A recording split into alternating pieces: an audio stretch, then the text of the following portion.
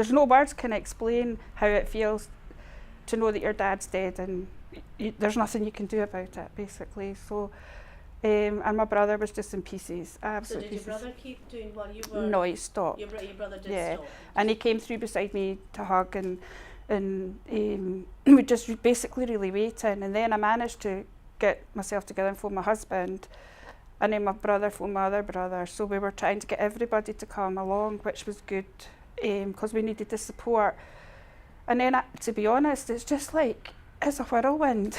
I feel the paramedics arrived, they came in, they shut the door, we didn't know what was happening, they were working on Dad in the bedroom.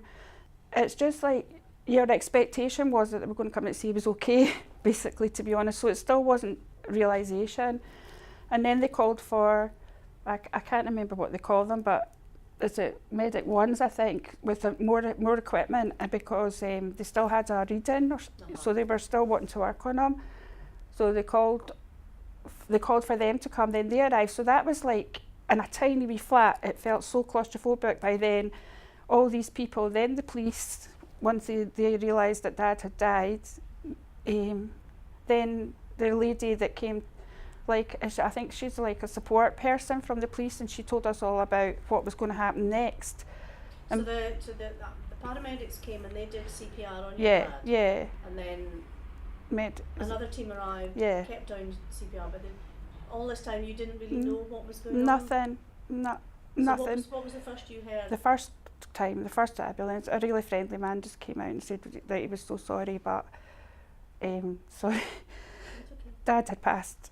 And that was the first we were told. So, and then that was when the realisation came. But to be honest, the grief and the feeling of, like, when I collapsed on the floor when it first started, that was all gone by then, because everybody was there and my husband was there, and obviously we were upset, but I just felt that was it, he's dead, you know, that was it. And then they went away back in and shut the door, and it was always this shut door in a tiny wee flat. It was just, and then all these people kept coming in. It was just so close. It was actually surreal, to be honest. The police didn't hang around. They eventually went away once, you know, that they knew that Dad had died and there was nothing sinister, really, to be honest. And then this lady took us through what would happen next, forms, where to go for funeral, and, you know, like what would happen with Dad now and stuff. So she gave you the sort of practical advice that you did.